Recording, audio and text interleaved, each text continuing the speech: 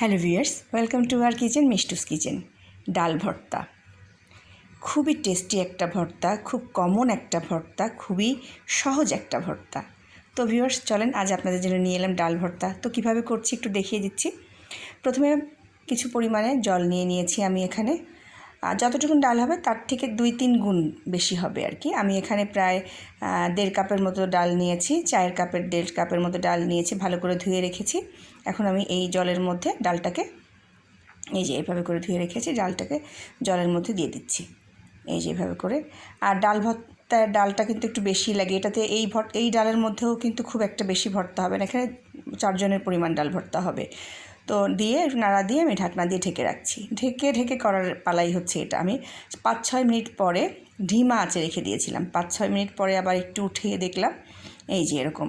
বেশি জোরে যদি আপনি চুলাটা জ্বালিয়ে দেন তাহলে কিন্তু পানি শুকিয়ে যাবে, ডাল ভর্তা হবে না। তো ধিমা আঁচে রেখে দেন, রেখে আপনি অন্য সব কাজ করতে পারেন। আবার ঢাকনা দিয়ে ঢেকে রাখছি।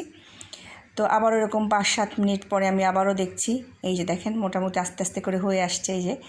এই যে মোটামুটি একটু একটু সিদ্ধ হয়ে যাচ্ছে। এরকম করা, কিচ্ছু দিতে হবে না, একেবারে কিছুই দেবেন না। তো এই যে এরকম করে হলো, আমি একটু নাড়াচাড়া দিয়ে দিলাম, আবারও ঢাকনা দিয়ে ঢেকে দেবো।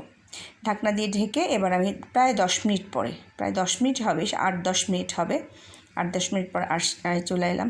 ভিউয়ার্স এটাও কিন্তু খাওয়া যায়। এই যে পর্যায়ে আছে একটু লিকুইড যারা পছন্দ করবেন পাতলা পাতলা, তারা কিন্তু এখন নামিয়ে নিতে পারেন। দেখেন আমার ডালটা কিন্তু পুরোটাই সিদ্ধ হয়ে গেছে, কিন্তু আমি আরেকটু শুকিয়ে নেব, আমারটা একটু শুকাবো।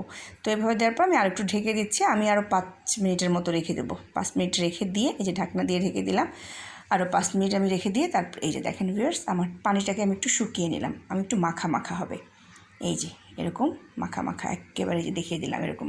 আপনাদের যেরকম ইচ্ছা, ডাল সিদ্ধ হয়ে গেলে আপনারা পানিও করতে পারেন, আবার এরকম মাখাও করতে পারেন। তো রেখে দিচ্ছি। এখন অন্য সব জিনিসগুলো নিয়ে নিচ্ছি। তো আমি এই প্লেটটাতে নিয়েছি পেঁয়াজ, ধনেপাতা, লবণ, শুকনো মরিচের ফ্লেভারটা খুব ভালো আসে। আর এর মাঝখানে দিয়ে দেবো সরিষার তেল ছাড়া তো ভর্তা হবেই না। তো প্রথমে আমি লবণের সঙ্গে তেলের সঙ্গে মরিচটাকে ভালো করে একটু মিক্সড করে নেব। ভালো করে শুকনো মরিচের গন্ধটা, ধনেপাতা, এগুলো একটা অন্যরকম টেস্ট বাড়িয়ে দেয় ডাল ভর্তার। আপনি কাঁচামরিচ দিয়েও করতে পারেন, তবে আমার কাছে মনে হয় যে এটা ভালো লাগে। আমি এই যে পেঁয়াজটাকে ওটার সাথে মিশিয়ে নিলাম, এই ভালো করে কষলিয়ে নেব। এই নেওয়ার পরে এখন আমি এই দেখেন ডালটা কিন্তু বেশ শক্ত, আমি এরকমই চাচ্ছিলাম। তো এইরকম করে সব ডালটা আমি দিয়ে দিচ্ছি এর মধ্যে। দিয়ে আবার কেউ যদি মনে করেন কাঁচা পেঁয়াজ দিবেন না, আপনারা একটু ভেজে নেবেন, কিন্তু ভাজা পেঁয়াজে আসলে ডাল ভর্তাটা খুব একটা টেস্ট আসে না, কাঁচা পেঁয়াজেই আসে। তো এই যে আমি একটা চামচের সাহায্যে সবগুলোকে সুন্দর করে মিক্সড করে নিচ্ছি। দেখেন মুসুরির ডালের ভর্তাটা আসলে আমার কাছে ডাল রান্নার চাইতে মুসুরির ডালের ভর্তাটা খুব বেশি ভালো লাগে। আমার কাছেও না, অনেকের কাছেই লাগে। অনেকের কাছে একটা ডিম ভাজি আর একটু মুসুরির ডালের ভর্তা, একটু আলু ভর্তা, দেখবেন এর চাইতে ভালো খাবার আর পৃথিবীতে কিছু হতে পারে না, যতই পোলাও মাংস যাই থাক না কেন। তো আপনি হাত দিয়েও মাখতে পারেন, হাত দিয়েও সুন্দর করে এভাবে করে মেখে নিতে পারেন। তো আমি চামচ দিয়ে মেখে নিচ্ছি, ভালো করে মিক্সড করে নিলাম।